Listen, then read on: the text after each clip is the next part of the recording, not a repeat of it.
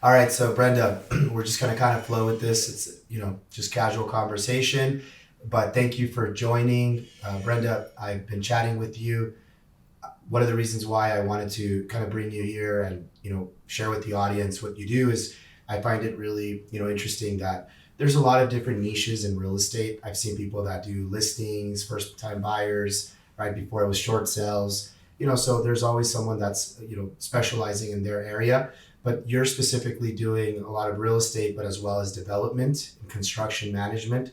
So being a GC myself, I thought that was a kind of unique combination. So I thought I would pick your brain and share with the audience, for people that are also looking to do some deals, and especially right now that homes maybe are a little bit outside of their price range, but they can maybe find something that needs some work, and that's one strategy. So Brenda, before I kind of jump into all the those mechanics, I want to kind of just you introduce yourself, share a little bit about you, so people know who you are. All right. So, of course, I am a licensed realtor based out of Los Angeles. I've been licensed since about 2013. I was licensed, but I didn't start practicing until about 2017. As that time, I was doing real estate as well as construction project management. So, I started with CBRE on the Edison account. And so for them, we would do build outs of substations and data centers, any project management that they need, whether it's at their admin buildings or, their on-site facilities. Moved on from there and started to do interior rehabs for Bank of America, Chase as well. And so that is where I got my, I would say, technical background in construction. And then, of course, I moved on to do, my own project with my home, as well as started to do rehabs for my clients and, started to do development as well as ADUs.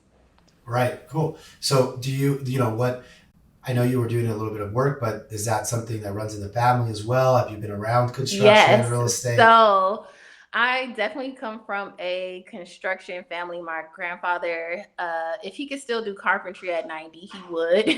That makes sense. So, I mean, every home that he had, whether he was, extending the master, one of his homes, he added an entire second level, and that whole upstairs was their master bedroom, master suite. Uh, yeah, and that's all that I know. Whether it was him or my uncles, even on my dad's side as well, everyone is handy, very hands on. So I just so happened to be the baby out of the family that kind of got the construction bug. That's great. Yeah, no, I mean California, right? Los Angeles in general, there's a lot of construction going on, and especially now, there's more policy that's encouraging more housing to be done. So is there also, you had mentioned to me, which I thought was really important.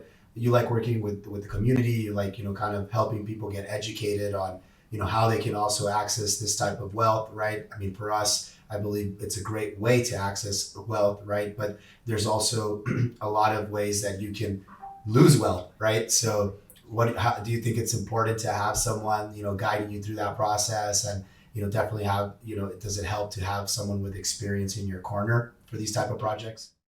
Yeah, absolutely. And I think that's similar, like I said, to my professional background, is that for companies like I said, Bank of America, Chase, they don't handle their own construction projects. And so I guess I kind of adopted that into my business model of they don't have the knowledge background. They're good at what they're good at. They're good at banking institutions and the mechanics that go into that.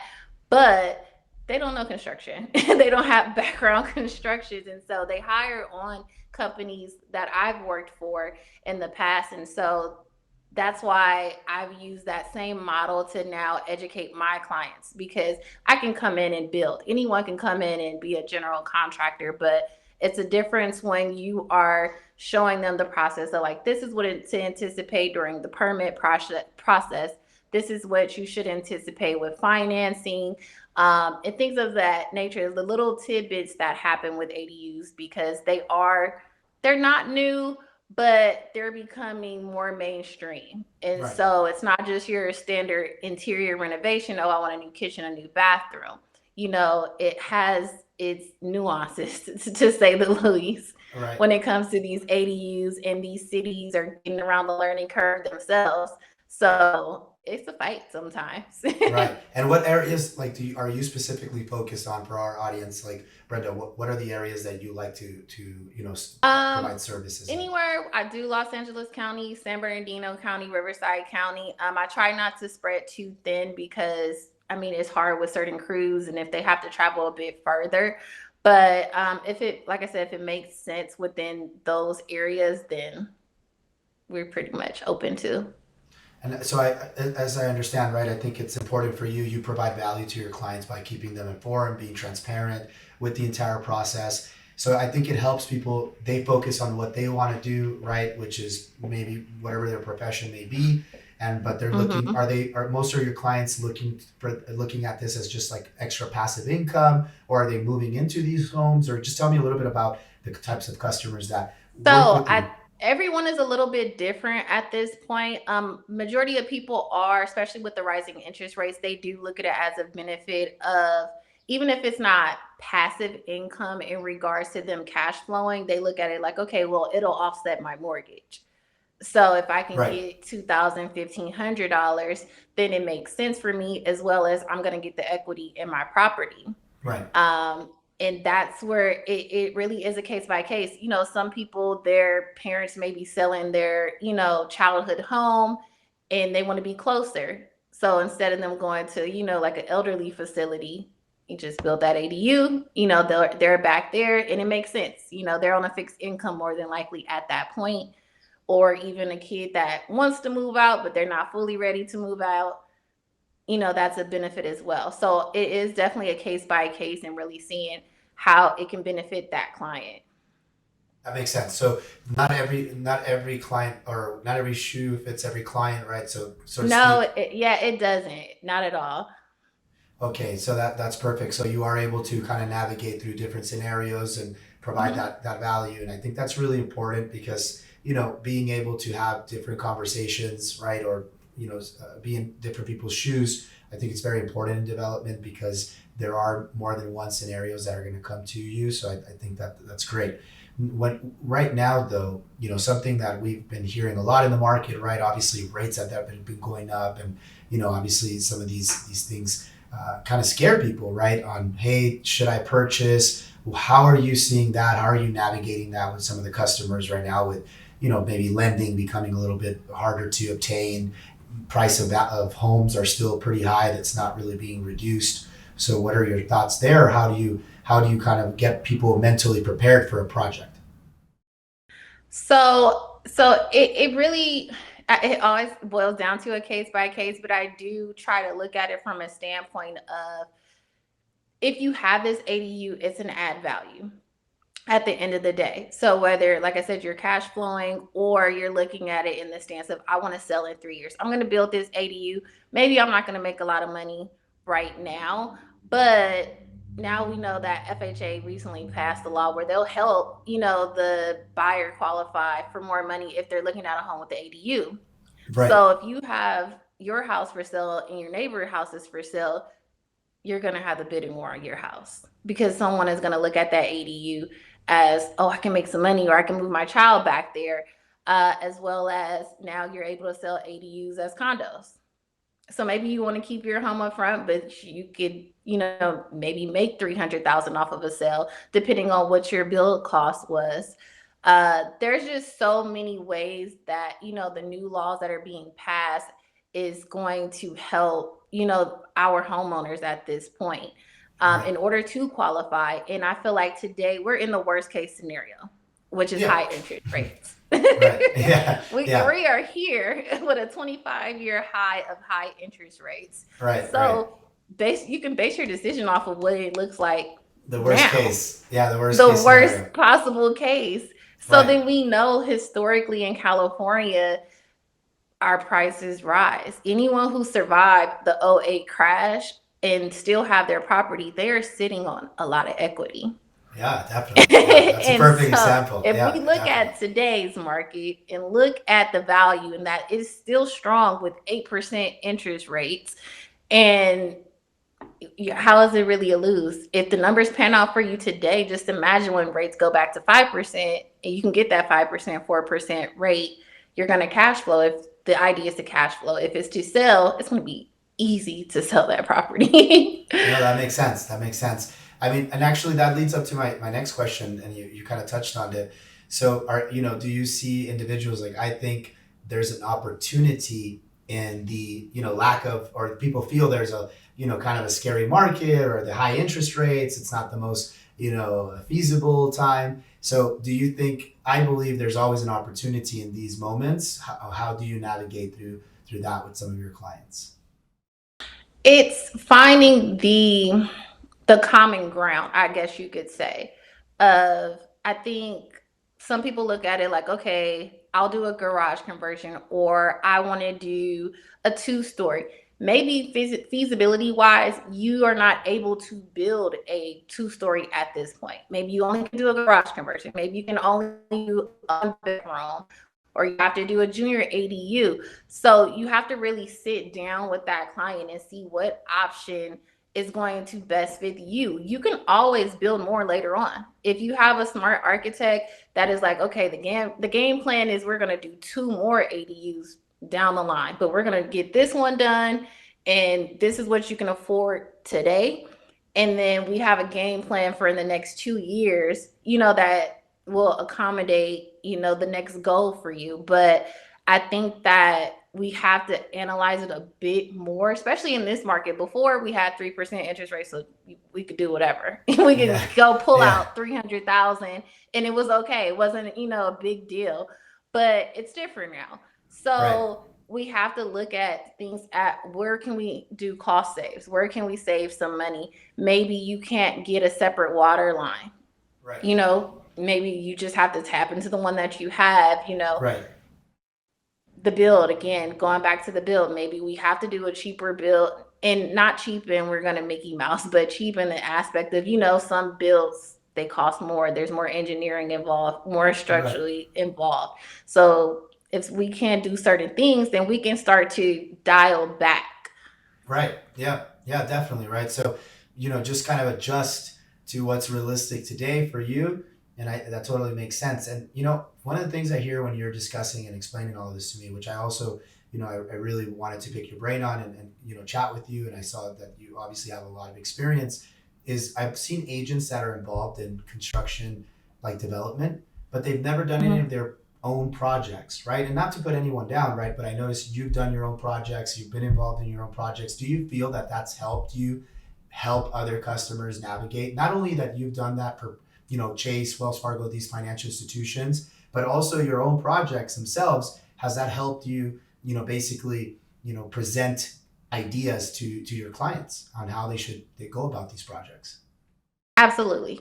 I 100%. I feel like you don't understand the construction process until you use your own money and you've gone through the process yourself, to where you understand the cost of things, you understand where those cost savings lie when it may come to finishes or functionality. I think those things play a huge part in it, because I always say, like, architects and engineers, or even clients, in theory, they have a great idea, but in functionality or the cost, to have maybe a kitchen place one place versus another, it could be a huge cost difference. So those little tidbits is from being on site, doing my own projects, learning as I go, and making mistakes with my own money Yeah. to be like, Yeah. okay, you shouldn't do that. Yeah. I've That done makes it sense. myself. Don't do that.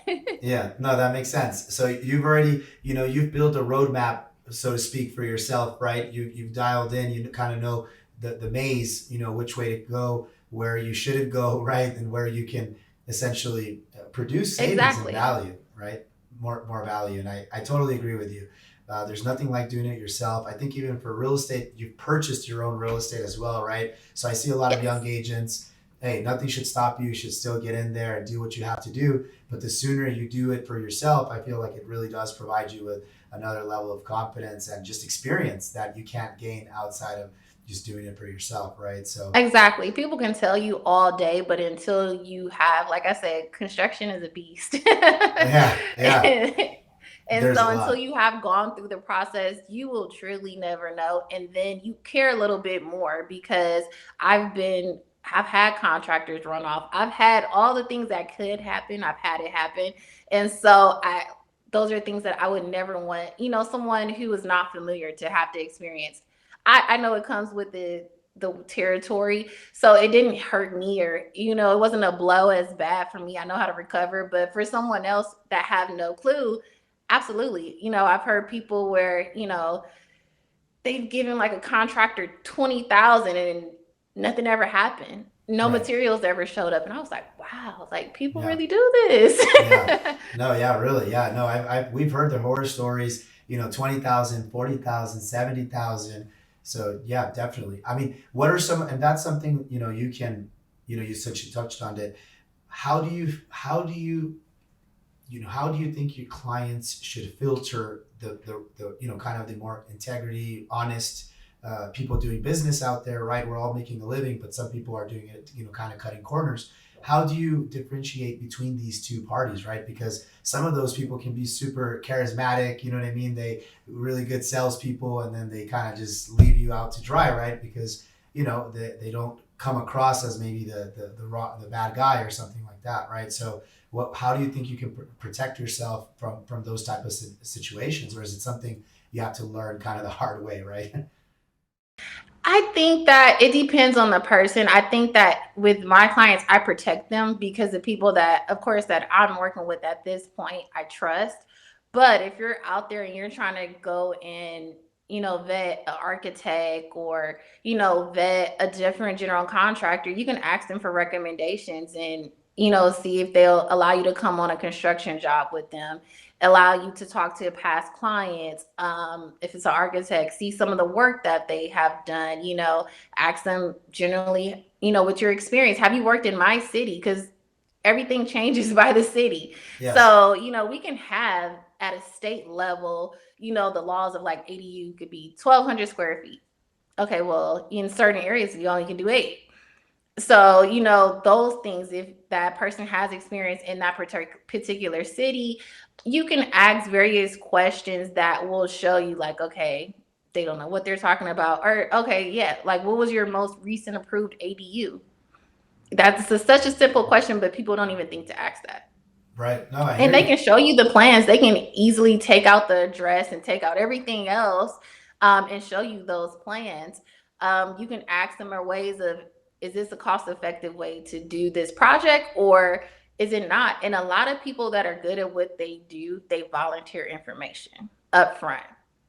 Right. They don't gatekeep. So they're perfectly happy to help you and give you a ton of information. So charismatic is a lot of fluff. But when it comes down to the knowledge, they will literally divulge so much before you even hire them.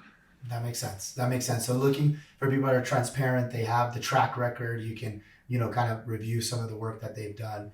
And yeah, you're right. I think there's some clients that, they do definitely their due diligence, and then there are some consumers that need to, vet a little bit better when they're, especially with such a large Absolutely. investment, such a large investment.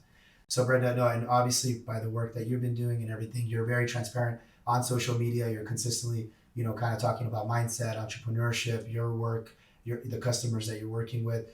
So I'm curious, what is your vision for yourself, really, for your career, your professional, your company? How do you see yourself in the next few years? What are your ambitions? So the next few years, such a lot of questions sometimes, but if I bog down, and just name like a few, the next few years, I do see myself doing more developments, whether it's in California or out of state. I Okay. think that is a need. I love the concept of ADUs because I feel like there is a need, on every level with affordability, and that is going to help people continue to be able to afford to buy property. And that is whether, like I said, it's here or it's out of state, because now people can partner a bit more. We are very limited to multifamily. Duplexes are starting to get priced out. Triplexes are starting to get priced out. So giving someone that fresh start where they can get the market rate rent, or, they can partner with someone else and purchase, and this be their first start. I think that is where I'm at with development, and even to scale that and to do, more infill developments more than anything. I think that's where my goal is, as well as to go back to the commercial side and start to be the general contractor, for the companies that I actually used to work for. I think that is huge, and that's where I would like to, double back, because there's not a lot of women just in general in my sector, and I've had to learn a lot the hard way. And so I would like to bring in more women and to bring in more people, that are like-minded, that are ambitious, and that want to really learn. Like, this is a forever learning curve. And the more that we can educate others, I feel like that's where I'll win. That makes perfect sense, and I appreciate you sharing that. You actually, again, you took the question out of my mouth. There really isn't there isn't women. I mean, there isn't as many women in construction, especially in more of these like on-site management, general contractor roles, right? So, is there what? Why do you think that is? Somebody told me that it's who you deal with. You're dealing a lot of the subs or a lot of the electricians, the plumbers. Naturally, right? The men have dominated a lot of these trades over the years, right, since the beginning of construction, right, especially in America. What do you think is changing now, and how do you think a lot of the women are now stepping up to these roles? I feel as though, honestly, I feel like it's a lack of knowledge. I have a lot of people that reach out to me and they ask, "How did you get started? Do you have a degree? Do you have this? Do you have that?" And I'm like, "No, I went for it. I did a ton of research to figure out what was my lane. I am 1,000% girly girl. So no, I wasn't gonna be a carpenter. You wasn't gonna see me out here doing any type of plumbing, electrical work. Don't count on it." Right, So, and I didn't want to be an architect. That wasn't my passion. I really wanted to see the process of building from start to finish. And I got it. think that's where construction project management came in for me.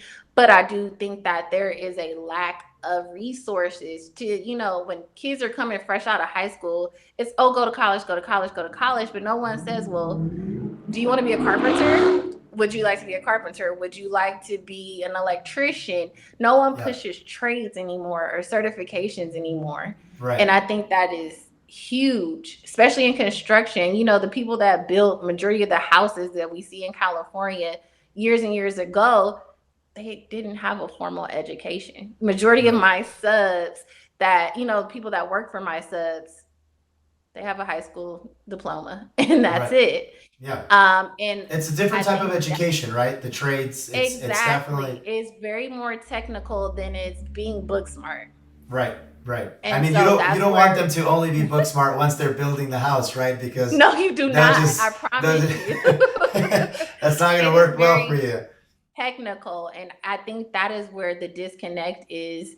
And Right, especially, like I said, kids even getting straight out of high school, right, go get that certification. You will learn so much more about construction with the certification.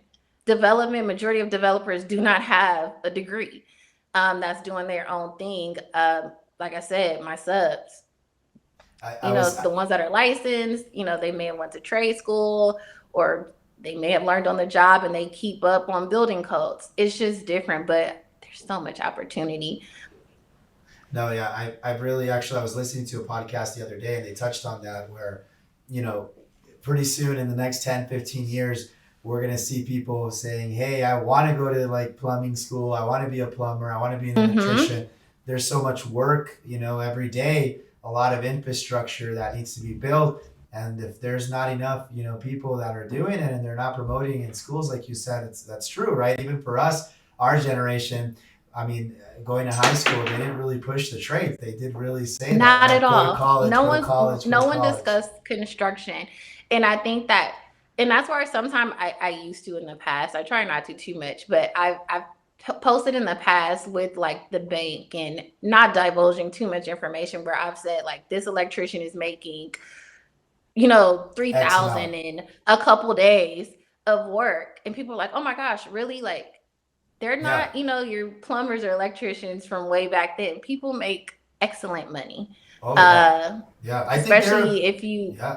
especially on a larger scale, once you're able to scale up and do, bigger corporate offices and, bigger bills in regards to developments, that plumber could walk away with 30,000 easily. Yeah, definitely. Yeah, no, it's a serious. I mean, it's serious work. It's hard work. It's not easy to do. So Exactly. you have to be compensated for it, right? And that's another thing that people sometimes get confused, even with construction costs. I don't believe we were talking about this, right? Those kind of inflated, ridiculous prices that sometimes don't make sense, and they're not even going to a lot of the people that are doing the work themselves, right? But you definitely don't Hmm. want to. I've also heard on the opposite side where people are like, "Yeah, I want to just pay this, pay that." I'm like, that's also not going to make sense for a professional. You're putting yourself Not at out all. there, right? You're putting yourself out for either Mickey Mouse work, right, cutting corners, or just low quality of work. But if you want something, well, I think actually plumbing and electricians are some of the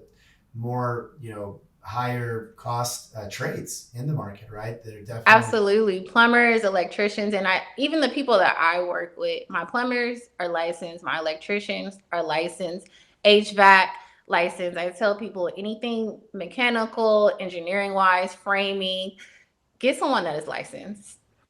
Get someone that cares about staying up to date because building codes change. And so they could throw something in your house, and let's just say you didn't get it permitted and you have, the inspector pop up at your house for whatever reason and they didn't do it per code, it's time to rip it out and redo it. Yeah, yeah, no, But if you definitely. have, you have that electrician or that plumber who they stay up on things and they're always working and they're staying up to date with whatever the changes may be, that is who you want to work with. Do not cut the corners. Now, someone, installing a chandelier, that's one thing. But someone that's really doing some rewiring work or working with your panels, do not, do not Mickey Mouse that. Makes sense. Brenda, I have a question for you. So now we're touching on that. You're working in commercial, which is great because I think commercial is a lot more than in the residential space, and a lot of people would agree. There's a lot more Yes. technicalities that you've taken care of. It's a larger scope of work, so there's a lot of management processes and systems to and even the professionals you work with. Residential is probably going to be a little bit less regulated when it comes to the entire process, but you work with a lot of homeowners every day. Maybe it's their first project. Where do they get a hold of you? What is the best way for them to get a hold of you? Because I want to make sure the team puts it here so that people can reach out to you, either first time home buyers, maybe they already own a home, they want to build an ADU. How should they get a hold of you? So, call my business line. I do not know it by heart, so let me grab it. Let's do it. So yeah, they can call me on 213-674-2851. You can reach out to me via Instagram. It's b.a sanchez. As well as I have a Calendly link in my Instagram bio as well. So you can DM me. I'm very personable. So don't, some people are like, oh my gosh, I was so scared. I'm like, why? Got it, got it. No, and then Brenda, I really actually appreciate again you touching on women in construction. I really like to, basically work with other professionals in the industry, but specifically seeing, everybody that's entering in the market, minorities. I come from a minority background, so it's really important for us to help each other, continue to educate the community so that we can access some of these tools to, generate generational wealth. I always like to, it was great, very insightful to chat with you. And I know that we're going to be doing some projects together. So I'm really looking forward Yes. to that. Absolutely. I always kind of like to end the conversations with this. What is your favorite restaurant locally in LA? Oh my gosh. Locally, What's I your eat spot? everything. That's my problem. What's the top? What's one of the top? I know it's a hard one. I know. Okay, so lately I've been on my steak kick. So I know everyone, they love what they love, but I love 555 in Long Beach. That Five is five five. my, yes, in Long Beach. That is my go-to right now for a good steak. Got it. Okay, nice steak. That's great. Well, Brenda, thank you. It was very insightful. I appreciate you being part of this. And I know we're going to be doing another one. Hopefully, on the next one, we can go kind of tour one of your projects, get to know your process a little bit better. And Absolutely. if you guys want to reach out to Brenda to chat about first time home buying, house hacking with an ADU to make that payment a little more affordable, you guys know how to reach out to her. Thank you again, Brenda. I appreciate you. Thank you so much.